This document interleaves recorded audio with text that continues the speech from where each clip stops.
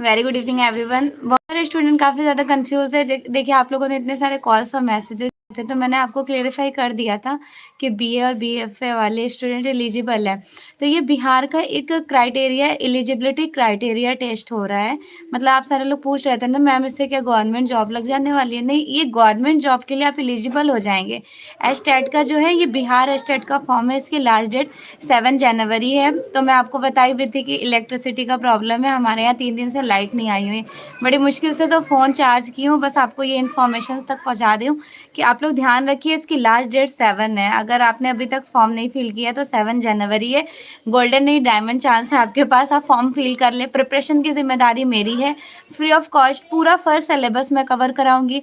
और यहाँ पर जो सेकेंड सिलेबस है, सेकेंड यूनिट, यहाँ 2 सेक्शन है। फिर से देख लीजिए, 2 सेक्शन है, यूनिट फर्स्ट और यूनिट सेकंड। तो यूनिट फर्स्ट तो ऑलमोस्ट आपका फाइन आर्ट्स है, वो मेरी जिम्मेदारी है, मैं आपका रिवीजन कराऊंगी। ऑलमोस्ट आपने सब कुछ पढ़ रखा है, यहाँ कुछ भी नया नहीं है, कोई स्पेशल टॉपिक नहीं है। देन सेकेंडरी यूनिट सेकंड, जब आप यूजीसी नेट की तैयारी कर रहे होते थे या फिर आपने बीएड किया हुआ है, तो यहाँ से आपकी सेकेंड यूनिट कवर हो गई है। जिन्होंने नहीं किया है उनका मैं रिवीजन करा दूंगी। और आपने अगर फॉर्म फिल नहीं किया है तो ये मेरा नंबर है, अभी आपके पास 2 दिन का वक्त है। अगर आप सच में सीरियसली हैं कि मैम तैयारी करा देंगे, लाओ हमें फॉर्म फिल कर लेना चाहिए, तो ये आप इस नंबर पे आप मुझे व्हाट्सएप पे कांटेक्ट कर लीजिए। फॉर्म कोई मुश्किल नहीं है, मैंने बहुत सारे लोगों का फ़ोन से फॉर्म फिल किया है, बहुत ईजिली तरीके से फ़ोन से फॉर्म फिल हो जा रहा है। जिनके पास पीसी वगैरह लैपटॉप नहीं है वो फ़ोन से फॉर्म ईजिली कर सकते हैं फिल।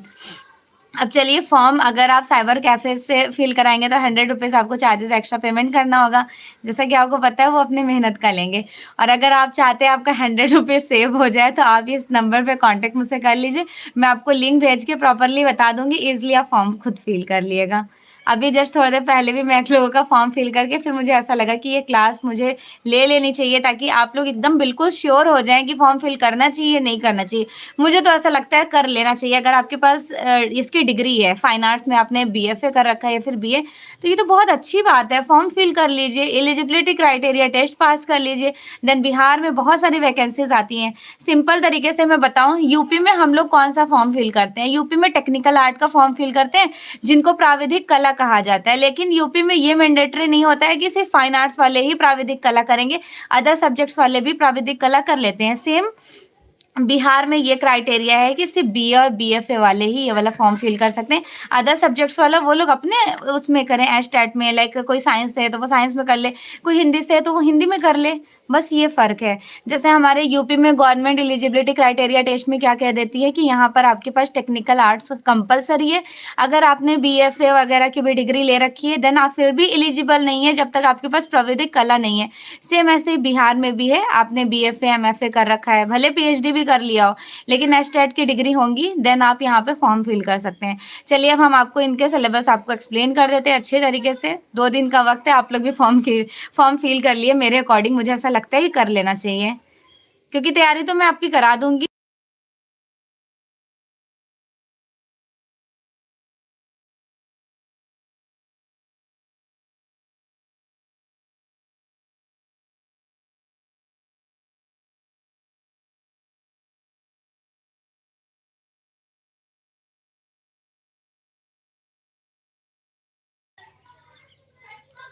सिलेबस बहुत शॉर्ट सिलेबस है, नो डाउट 15 यूनिट्स है, लेकिन ये 15 यूनिट्स का मुश्किल नहीं है।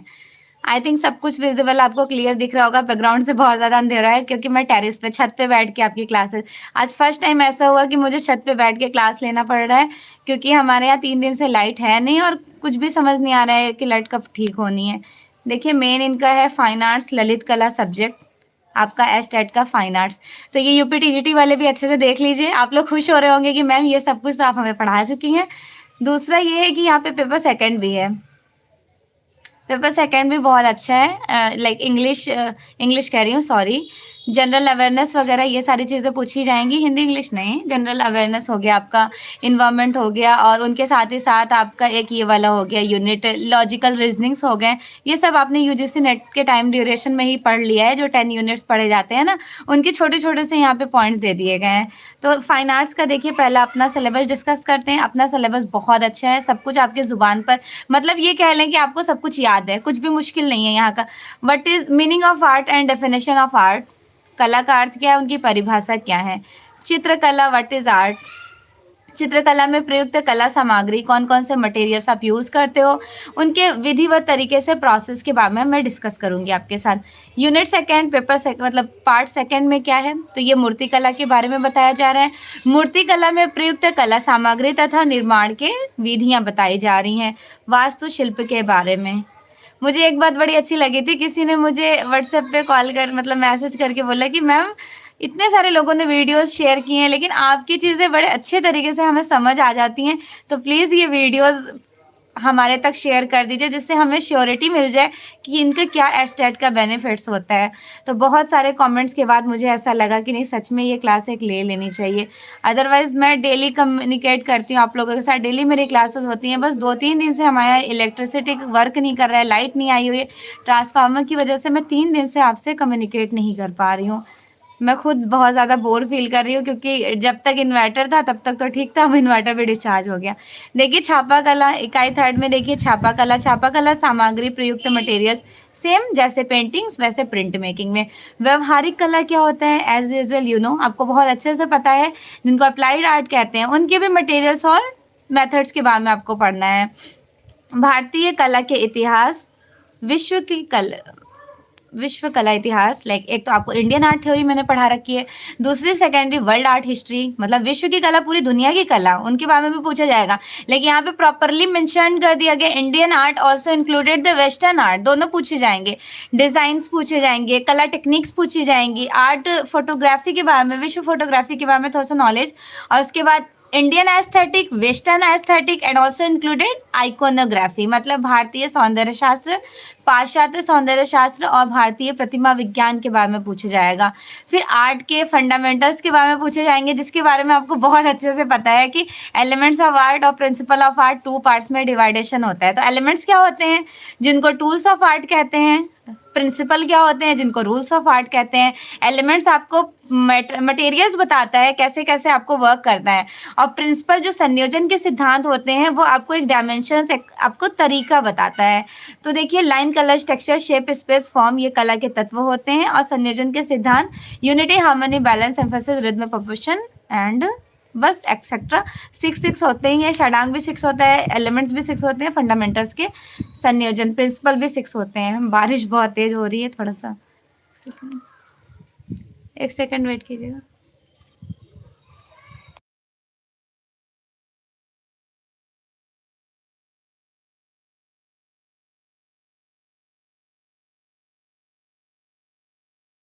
चलिए फिर अगला पॉइंट देखिए। सॉरी, मैं बताई ना, नीचे इतना ज़्यादा अंधेरा हो रहा था कि क्लास लेना पॉसिबल नहीं था। लोक कला, जिनको प्रिमिटिव आर्ट कहते हैं, आदिम कला ऑल्सो इंक्लूडेड प्रिमिटिव आर्ट, लोक कला दैट मीन्स की फोक आर्ट, और आर्ट एंड क्राफ्ट्स के बारे में ये तीनों यूनिट आपने बहुत अच्छे से पढ़ रखा है। बीए में भी पढ़ रखा होगा, बीएफए किया है तो उसमें भी पढ़ रखा होगा। बीएफए वालों ने तो प्रैक्टिकल भी बहुत सारे क्राफ्ट्स वगैरह बनाए होंगे। समकालीन कला प्रवृत्तियों के बारे में डिस्कस किया जाएगा। और अगला है दृश्य कला या अन्य विधाओं से अंतर संबंध, प्रचलित कला विधाएं कौन कौन सी हैं। एंड द यूनिट 14वां जो यूनिट है आपका इकाई, उसमें आर्टिस्ट और उनके आर्ट पेंटिंग्स के बारे में, मतलब कलाकृतियों के बारे में पूछा जाएगा। आर्ट के जो राइटर्स होते हैं वो, और इम्पोर्टेंट बुक्स और कुछ पत्रिकाएं। एक सेकेंड, ठीक है, अब आई थिंक क्लियर होगा। अब अगला देखिए, आर्ट क्रिटिक, कला समीक्षक, आर्ट एग्जीबिशन जहाँ लगाई जाती हैं, art gallery and art museums के बारे में आपको ऑलमोस्ट पता ही है। कला के प्रबंधन के बारे में पूछा जाएगा। Unit 5 is very very mandatory, जो आप नॉर्मली प्रैक्टिकली लाइफ में इन्वॉल्व है, जैसे आर्ट संस्थान, कला संस्थान, academy and foundations. Art marketing वगैरह के बारे में भी आपको पता है। आर्ट फेयर के बारे में पता है जो दिल्ली में लगाई जाती हैं। आर्ट एग्जीबिशंस के बारे में भी पता है। अब यहाँ हिंदी में दे दिया गया है कला बाजार, कला मेला और कला प्रदर्शनियाँ, जिनको आप मोस्टली इंग्लिश में ही यूज़ करते हैं। कोई आर्ट कला बाजार नहीं बोलता है, ये बोलता है कि आर्ट मार्केटिंग लगी हुई है या फिर आर्ट फेयर्स लगे हुए हैं। ये नहीं कहते हैं कि कला मेला लगा हुआ है, आर्ट एग्जीबिशन। तो ये भी ऑलमोस्ट आपने पढ़ रखा है। अब आपका फेवरेट, लाइक मेरा फेवरेट यूनिट है, आपको भी ये बहुत पसंद आएगा। लिटरली मैं जब आपको पढ़ाऊंगी तो ये बहुत अच्छा लगने वाला है, बहुत स्पेशल यूनिट है। ये यूनिट पढ़ने के बाद आपको एक कॉन्फिडेंस अंदर से आएगा कि हाँ आप एक परफेक्ट टीचर हैं, क्योंकि एक परफेक्ट टीचर के अंदर ये सारी क्वालिटीज होनी चाहिए। तो देखिए, art of teachings, other skills and art of teachings के बारे में और अदर स्किल्स। यहाँ पे यूनिट सेकंड, जो आपका यूनिट सेकंड 2 पेपर होने वाले हैं ना, unit first and unit second. Unit first का आपका 15 यूनिट है। लेसन मतलब आपके फाइन आर्ट्स में 15 यूनिट पूछे जाएंगे, 15 यूनिट है। और उसके बाद यूनिट सेकंड में 2 है, बस एक आर्ट ऑफ टीचिंग के बारे में, दूसरा अदर स्किल्स। अदर स्किल्स भी ज़्यादा कुछ नहीं है, लॉजिकल रीजनिंग्स हो गए, इन्वायरमेंट्स हो गए, और थोड़ा सा और देख लीजिए, बस 4 ही हैं। सबसे पहले आर्ट ऑफ टीचिंग के बारे में मैं मेरे साथ एक बार पढ़ लीजिएगा, बहुत अच्छा लगेगा seriously. Teachings and learning meaning process and characteristics, teachings objectives, instructional objectives like meaning, types and Bloom taxonomy. You know all about Bloom taxonomy क्या होता है? एक टीचर के अंदर ये क्वालिटीज होना चाहिए। सबसे पहले हम लोग छोटे से थे जब चाइल्डहुड में, तो हमारे पास नॉलेज हुआ करता था। क्या आपने कभी नॉलेज को कॉम्प्रिहेंशन किया था? नहीं। जब आप थोड़े और हाई लेवल पे पहुंचे, थोड़े स्टैंडर्ड स्मार्ट हो गए, छोटे छोटे बच्चे जो होते हैं, आप उनकी थ्योरीज पढ़े होंगे, थैनोडॉय की स्टोरीज पढ़े होंगे, पैवलो की, ये लोग अलग अलग चीज़ों पर रिसर्च करते थे। तो ऐसा हुआ, ब्लूम टैक्सोनॉमी में क्या बताया गया? सबसे पहले बताया गया नॉलेज के बारे में, फिर उस नॉलेज को कॉम्प्रिहेंसिव में चेंज किया गया, फिर उसी कॉम्प्रिहेंसिव को एनालिसिस किया गया, देन जब उसे एनालिसिस किया फिर वो सिंथेसिस में इवेल्युएट हो गया, फिर सिंथेसिस के बाद उसको अप्लाई करना शुरू किया गया, एप्लीकेशन प्रोसेस, देन एप्लीकेशन जब आप किसी पे अप्लाई करने लगते हैं तो वो ऑटोमेटिकली से फिर इवेल्युएट होने लगता है।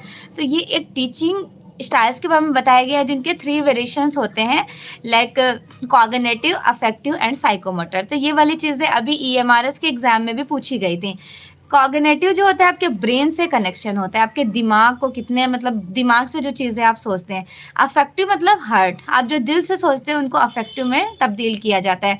साइकोमोटर क्या होता है? तो ये फिजिकल, जो हमारे बॉडी का साइकोमोटर मूवमेंट होता है, ये साइकोमोटर में इंक्लूडेड करते हैं। तो जब मैं इनके बारे में आपको डिटेल में बताऊंगी ना, with the help of examples, तो आपको बहुत ईजी लगने लगेगा। Teaching methods, type of characteristic, merit and demerit. तो ये आपने क्राइटेरिया एंड नॉर्म क्राइटेरिया पढ़ रखा होगा। क्या होता है क्राइटेरिया? फॉर एग्जांपल आपने डिपार्टमेंटल अचीवमेंट्स लिया, आपके कितने स्कूल्स में मार्क्स आए, डिपार्टमेंट में कितने आए, तो ऑल ओवर पूरे क्लास में बच्चे ने टॉप कर लिया, तो ये टॉपर हो गया। लेकिन जब हाई लेवल पर आप एग्जाम देते हैं, सपोज करें UGC नेट का एग्जाम देने बैठ रहे होते हैं, तो यहाँ पर कट ऑफ आती है, पूछे जाते हैं ना, स्टूडेंट्स कहते हैं इस बार कट ऑफ कितनी जाने वाली है। ये तो नहीं कहा जाता है कि मेरा सिलेक्शन होगा कि नहीं होगा, कट ऑफ के अकॉर्डिंग जजमेंट किया जाता है कि अच्छा कट ऑफ 50 जाने वाली है, 60 जाने वाली है, देन मैं एक सेव स्कोर में हूँ, मेरा सिलेक्शन हो जाना है। तो सेम क्राइटेरिया और non criteria, merit and demerit, ये सारी चीज़ें होती हैं। लेसन प्लान क्या होता है? तो लेसन प्लान आपने बखूबी तरीके से खूब बनाए होंगे कि जब आपको टीचिंग करानी होती है स्टूडेंट्स को, लेसन प्लान पहले से सेट करना होता है कि कौन कौन से टॉपिक्स हमें पढ़ाना है। तो लाओ उसका एक फ्रेम बनाकर चलते हैं, पिक्चर्स अच्छे अच्छे से ऐड कर लेते हैं, जिससे वो टीचिंग लेवल और ज़्यादा इन्हेंस और इन्वॉल्वमेंट हो जाए, स्टूडेंट और ज़्यादा इंटरेस्ट के साथ आपकी क्लासेस पे फोकस करें। अगर आप बस ऐसे पढ़ा के चले जाएंगे तो छोटे छोटे बच्चे इंटरेस्ट नहीं लेंगे, बट हाँ आप लेसन प्लान सब कुछ अच्छे से डिटरमाइन करके जाएंगे तो उनको क्या होगा, और क्रेज़ होगा कि हमारी ये मैम बहुत अच्छे से पिक्टोग्राफी के साथ सारे थ्योरीज एक्सप्लेन करती हैं। तो यहाँ पर देखिए फॉर्मेट एंड वेरियस मॉडल्स, इनके बारे में आपको मॉडल्स एज लाइक, मैं कोई टॉपिक आपको पढ़ाती हूँ सपोज करें, तो मेरी क्या हैबिचुअल आदत होती है, बोलती हूँ पिक्चर्स देख लें, फिर मैं आपको दिखाऊंगी, उससे क्या होगा, मेमोराइज होगी चीज़ें, ज़्यादा देर तक आपको याद रहेंगी। इसीलिए कहा जाता है कि मॉडल्स, पेंटिंग्स देख देख के आप अपने कंसेप्ट को क्लियर करते जाइए। माइक्रो टीचिंग क्या होता है और इंस्ट्रक्शनल टीचिंग क्या होता है? माइक्रो टीचिंग, माइक्रो का मतलब ही होता है, आपने mesolithic age and neolithic age पढ़ रखा है ना, तो मेसोलिथिक एज में माइक्रो टूल्स का यूज़ किया गया। माइक्रो का मतलब छोटा, ठीक है, तो ये छोटे से कनेक्शन हो जाएगा। माइक्रो टीचिंग्स मतलब कम चीज़ों में आप अच्छे तरीके से इवेल्यूएट कर दें स्टूडेंट को। Next, effective economics and of classroom and text book and library. Qualities of teachers, teachers के अंदर क्या क्या क्वालिटीज़ होनी चाहिए, and evaluations of assignment of learning. And the next पूरा 12 कैरेक्टरिस्टिक यहाँ पर है। कैरिकुलम एक्टिविटीज़ के बारे में तो ऑलमोस्ट आप सभी को पता है। नेक्स्ट है factors affecting teachings and learning, and the last one is teaching ads and hands of learning. And the other skills, like मैंने बताया था यूनिट फर्स्ट में आपका 12 यूनिट आ रहा है, यूनिट फर्स्ट में आपका आ रहा है, देखिए फिर से बता दे रही हूँ। पहला आपका है फाइन आर्ट्स। फाइन आर्ट्स में कितने यूनिट्स हैं?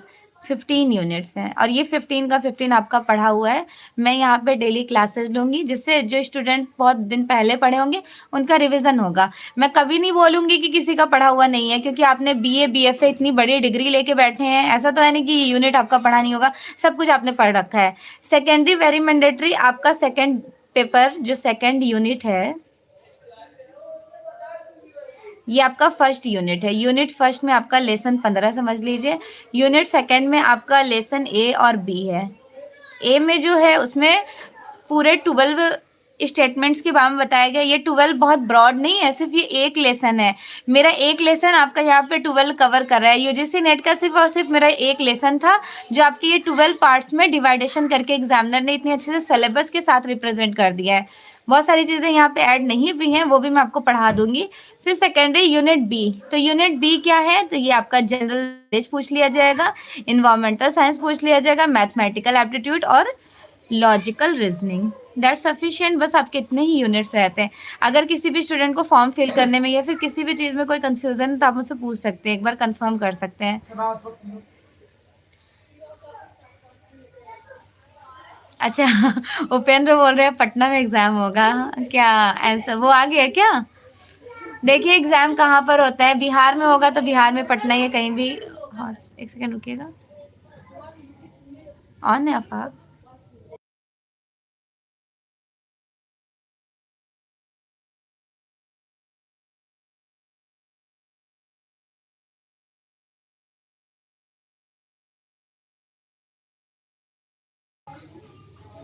होप सो कि अब आप श्योर हो गए होंगे, समझ अच्छे से आ गया होगा। चलिए फिर क्लासेस ऑफ करते हैं। और अभी आपकी जो मैं क्लासेस ले रही होती हूँ वो क्लासेस, सॉरी,